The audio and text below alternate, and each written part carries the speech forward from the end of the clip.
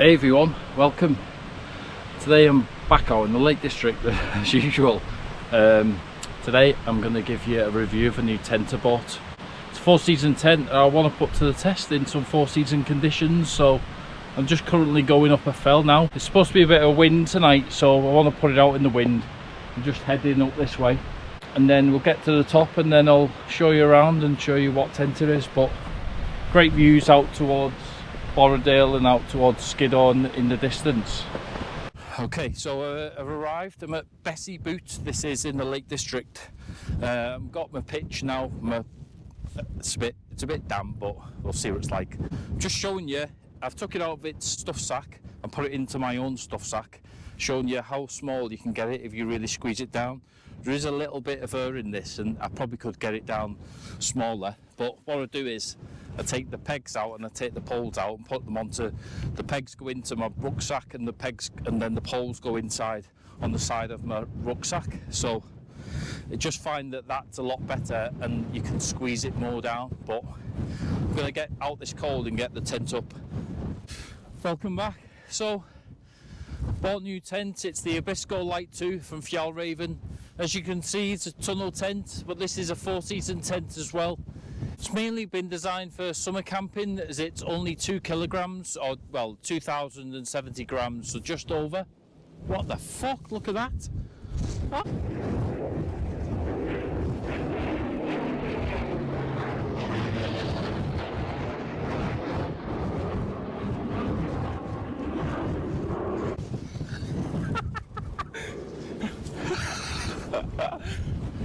Well, I didn't expect that. That goes my introduction, eh? Where was I? So I bought this tent in around about July time, and then I went on the West Highland Way and used it there. I decided I wanted to put it into some 4-season conditions, so tonight is due for on Glaramara, just up there, which is I'm on Bessie Boot. So Glaramara up this way, that is due for 60-mile-an-hour gusts tonight and around 40-mile-an-hour winds, 45, 50, 60-mile-an-hour gusts. So I'm just below 200 meters short of it. But yeah, I'm hoping my tent's going to be put to the test slightly and I'll be okay. So because I've never been out in a stronger wind as this, so I put myself into it and the tent as well. But I've seen other videos on YouTube, and I've seen other people doing it, so I believe in this tent that it's going to survive the night. So I'll just show you around a bit. It's got 6 guidelines all around, but I've modernised it and just put an extra one on the side, just because the wind is coming at it at this direction.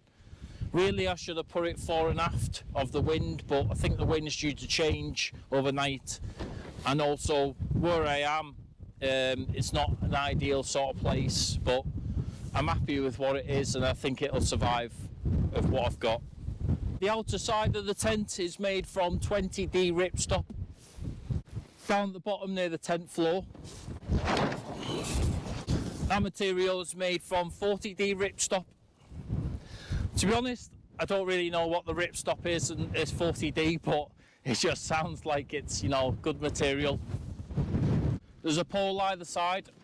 Now, you can buy extra poles, and that's what I've done. I bought an extra pole for either side to make it stronger. Where the poles go, it has these fox feet where the poles sit into, and then you just thread it through its loops, and that can make it stronger. It also has these adjustable straps if you need to pull the tent further down, just to make it a bit stronger. At the back and the front, it also has a ventilation system, so if you can put the tent into the wind, then what the ideal scenario is to put the maximum airflow through the tent as you can. A good thing that I like about Fjallraven tents is you can open the zip from the inside, so you don't have to get out in the elements of the weather to open up the tent and to maximise the ventilation. And as you can see, it's quite low to the ground. at the back, that's where it is at its lowest. It's just to keep the weight down, so Fjallraven designed it in that way, keeps it lower to the ground. Also, where the door is, I like this rain cover flap, just keeps the moisture and the frost off the zip. Right, show you inside. So as you can see, it's a tunnel tent. It's a two-person tent, but ideally it's probably better for one, so you've got that extra room. As I say, I like to open up the vent at the back and the front just to let the air flow. And you can open up the zip here and then you can get to the vent from the inside. The inner part of the tent is 15D ripstop, and the floor is 40D, 6,000 millimeters. But I add the footprint to it, which gives me another 10,000 millimeters. And also it stops any condensation coming up from the floor, so it protects the tent more with the maximum airflow through the tent. So it's just less condensation, the better. There's also a line inside which you can use for hanging socks on or clothes if there's ever a time that you need something to dry. And also, not so much in the Lake District in winter, but in Scotland especially, you can make the most of the midgie net. And then once you bring the front mesh up of the outer fly, it gives you great views with this big open space. I'm not going to put the outer fly up today due to the high winds that are outside. Plus, all my stuff's out, so that'll just fly all over the desert in this wind. There's also two pockets either side for storage, and if you want to invest, you can get like a mesh sort of roof thing where you can put more storage on the top.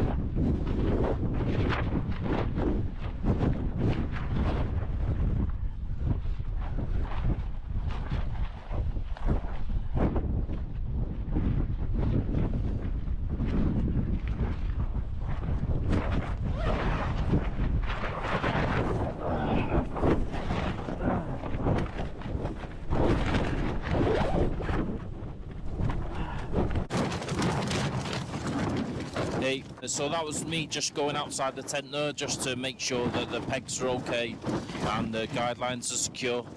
The wind at the moment is its strongest. It's around 10 o'clock at night now, and as you've seen there, I think it got to around 46 or 47 miles an hour, which this is definitely the strongest wind I've ever been in, camping wise. So the thing is, you know, for a few hours now I've just been worried about what's going on outside and hoping that no pegs come out, and once there's certain things flapping around in the tent, to wonder why that is happening and thinking that maybe there's a peg come out, but actually everything was still secure. So it's just a case of, it's on my conscience, you know, just relax my mind and trust in the tent to do what it's supposed to do.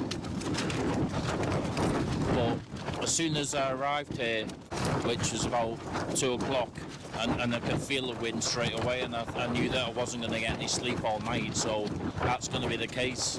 Between now and 12 o'clock is its strongest, and then it's due to relax. Well, when I say relax, it's between like midnight and 3 o'clock in the morning. It'll then go down by like 5 miles an hour, so it's not until about 6 a.m. where it'll drop to 45, and then I think I looked at it around like 12 o'clock in the afternoon tomorrow. It's due to go back back up again. So I'm probably, you know, if I don't get any sleep or if it's going to be a few hours, I'm probably going to get off here as soon as I can. So as soon as the daylight, I'll be out of it. So, but I'm going to see you in the morning now and see what happens through the night. Hopefully I will get some sleep.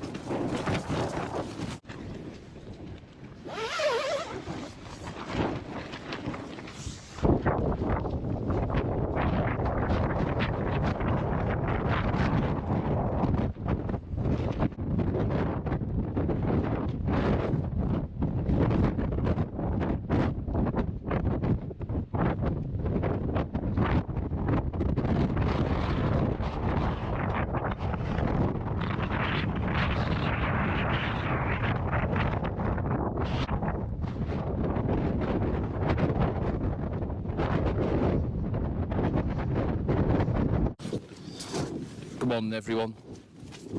Well, I survived the night. As you can see, I went outdoors and the tent is solid.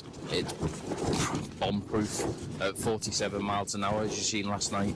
I got more sleep than I realised because after about 3 o'clock the wind seemed to die down to probably what it is now really, and this is still blowing around, but it's, as you've seen also when I went out this morning, it was around 27 miles an hour.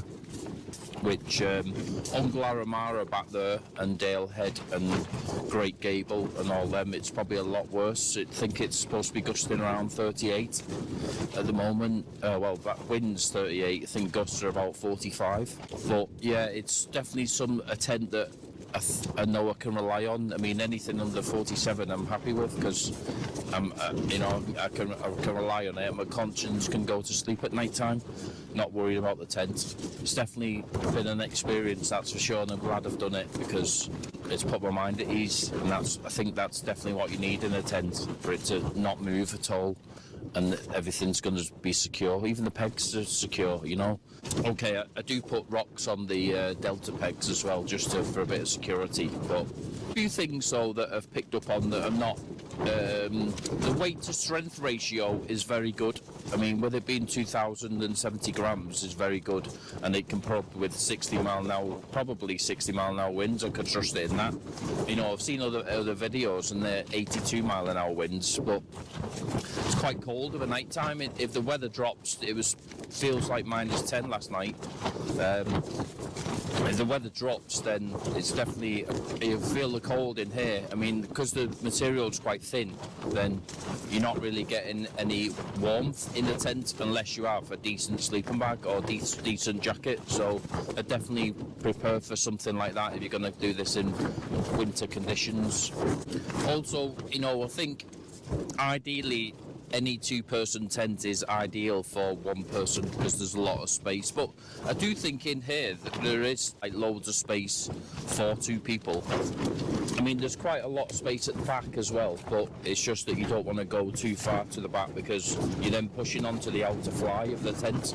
But the front part of it, the cooking area kind of place outside, I think that's quite big, to be honest. I mean, especially in the summer, you can store a lot of stuff out there and not have to worry about it getting blown out of the tent. I'll show you a clip now of me getting the front up, which I forgot to mention, that the front does roll up, and then and also the back end will roll up, but I'm not going to do that. And it'll give you a very good maximum ventilation blowing through the tent. But that's about it, what I can tell. I'm gonna get off here while the weather is looking pretty clear. As you've seen back there on Glaramara and Great Gable, the mist is and the cloud is coming down over those, so it is probably around 700, 600 meters at the moment. So I want to get off here before it gets misty here. So hope you've enjoyed the review, and thanks for watching, and I'll see you next time.